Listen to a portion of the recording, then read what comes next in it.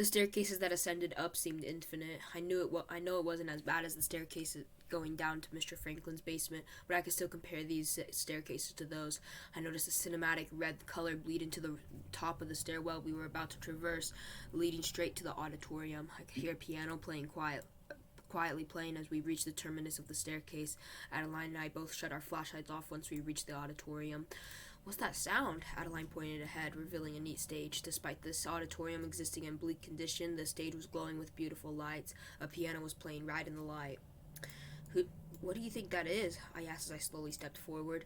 Adeline leaped in front of me, then crouched in the middle of the walkway we found ourselves in. She gestured for me to crouch down with her. Adeline, nobody is in here with us. There's no need to hide, I whispered. Yes, there is. Look directly at the stage. Are you blind? Adeline quietly shouted as she continued gesturing me down with her.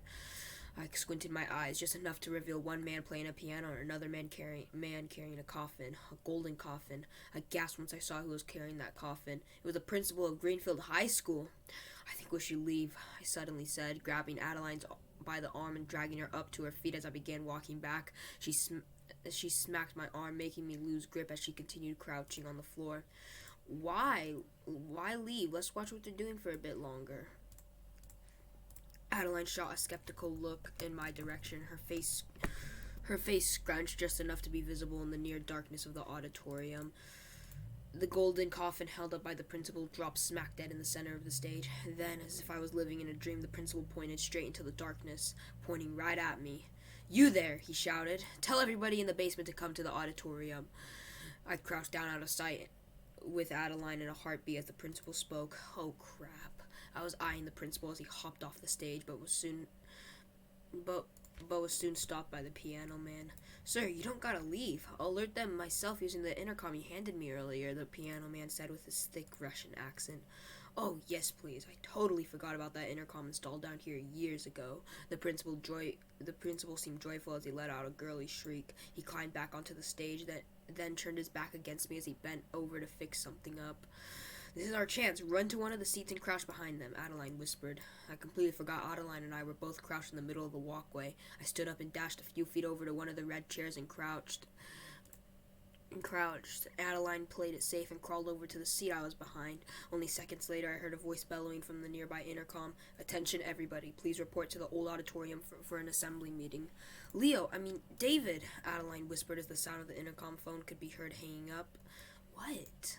Adeline coughed quietly, then shook her head. Never mind. I was going to ask you to be quiet, but then I realized I'm not with Christopher in a place like this a few months ago. He couldn't stop talking when we were hidden. He's a chatterbox, huh? I laughed quietly.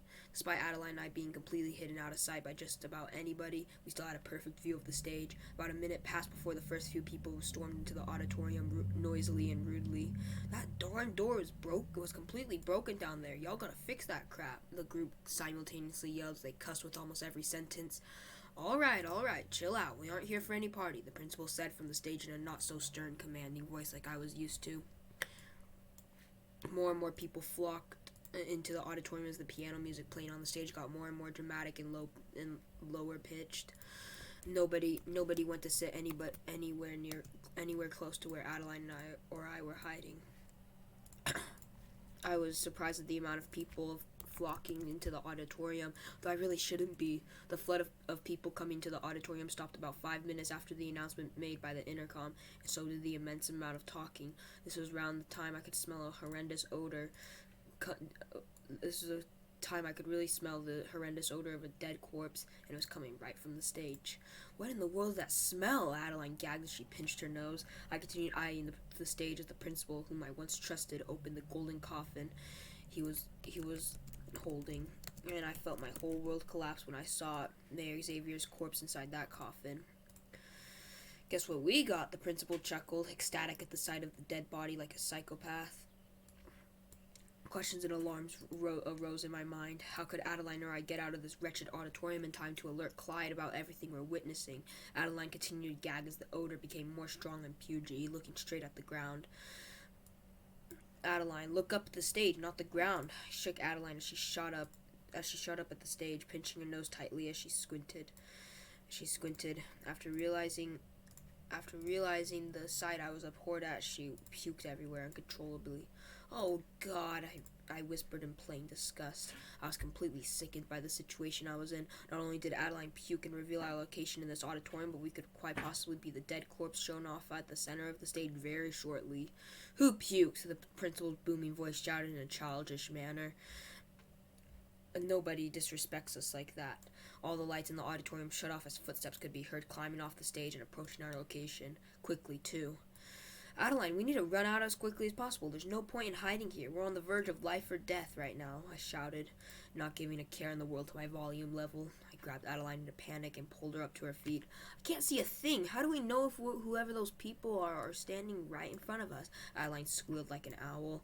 "We either wing it or die." I grabbed Adeline by her hand and ran directly to the illuminated exit sign, guiding us out of our near-death situation. I could hear several pairs of footsteps trailing close behind, and that's when I realized how long and arduous these staircases were. And who knows, somebody could be waiting at the first few steps of these stairs, way down at the bottom, planning to seize and kill the both of us. Though the men chasing close behind Adeline and I were cussing us out and running with all their might, we were somehow faster and smarter than them. Though more on an irrelevant note. "Screw off, never come back," Adeline cried back in response to their cusses and rude mannerisms. As Adeline and I made it to the illuminated doorway marking the end of the long, dark, and windy staircase, we trampled over the still fallen door and began running left. This was the direction Clyde headed, so surely we could find him somewhere. Those men were still chasing us, and even though they certainly weren't faster than Adeline and I, they certainly had the stamina to chase us for as long as they needed. And I could tell Adeline was letting up on running, but even she knew that she had to keep running if we both wanted to live.